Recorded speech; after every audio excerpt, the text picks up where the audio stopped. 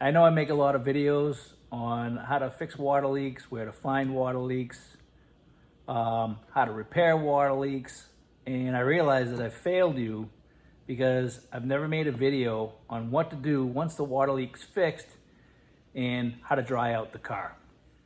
So I'm gonna take a few minutes here and I'm gonna explain to you what the procedure is to dry out your car. Now, keep in mind, this procedure does take a long time to do. It doesn't take a long time for you, but in order to dry out the car, it does take a long time because it's a slow process. So let's get going.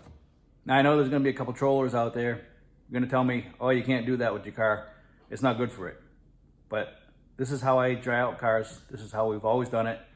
And this is how we're gonna continue to do it because it's the simplest and most effective way to completely dry out the vehicle after a water leak. So if you don't do this procedure, what can happen is you can get mold start growing in your car. Once you turn on your heat or your air conditioner, then you're gonna start blowing all those mold spores all over the inside of the vehicle.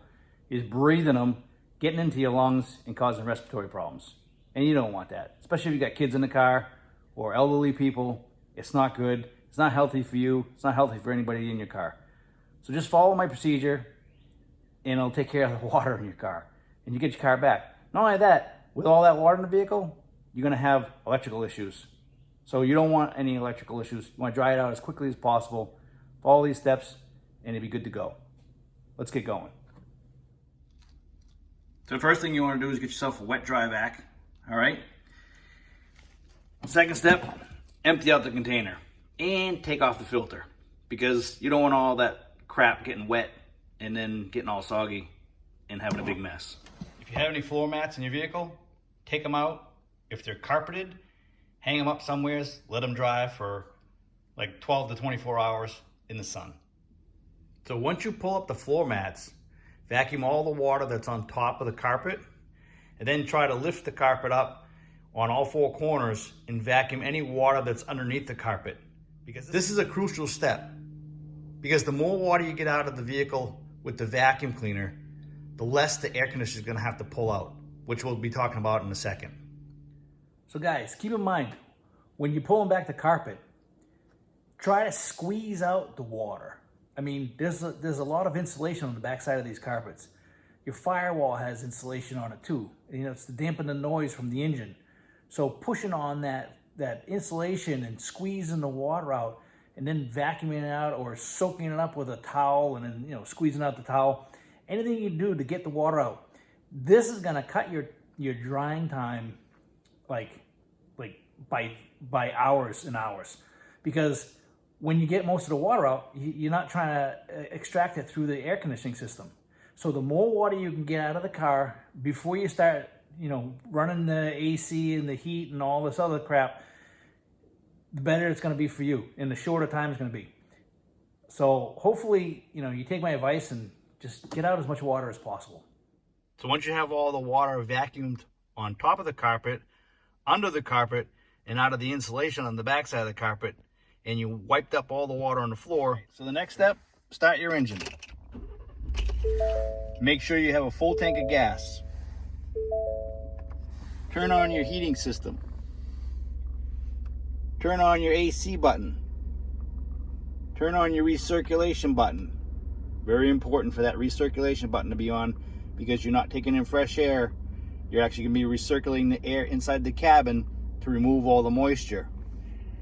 Turn your temperature dial to max hot. And then once you got it on max hot, turn your fan on high. And that's it.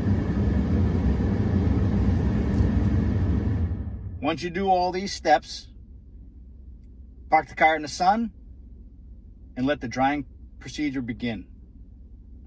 So what's going to happen is the air conditioner is going to draw all the moisture out of the vehicle through the evaporator. And you know that puddle of water you see underneath your car every time you run your AC? That's where all your water from your carpets is going to exit the vehicle. It's through that evaporator drain. So let the car sit for 12 or 24 hours until you stop seeing water come out of that drain because then you'll know that the inside of the vehicle is completely dry. And having the carpets lifted up is really helpful because the air can get underneath there and dry that as well. So I can hear you now. What if my AC doesn't work? Well, the drying time is going to take a lot longer, but the procedure is pretty much the same, just a few extra steps. So basically you want to start your engine, all right? Turn on your heating system. Obviously the AC doesn't work. You want to still put it on recirculate because it's going to get super hot. Put the heat on, turn your fan on high, and then what you need to do is crack your window just a little bit at the top. Crack all four like that. That way the moisture has a way to escape. But it's going to take a lot longer to dry the vehicle this way because the air conditioner is not working and it's not drawing out the moisture. And that really does cut the drying time like probably by 36 hours. I know it sounds crazy, but when the carpet's wet, it's very difficult to get the moisture out of it. Park the car in the sun, it's going to make the temperature inside the vehicle even hotter, which is going to help the drying time. So hopefully you have a few sunny days to do this.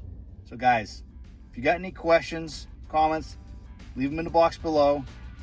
I'll answer them for you. If you like my videos, give me a thumbs up, subscribe, and don't forget to hit the notification bell for updates on my new videos. Thanks guys, take care, have a great one.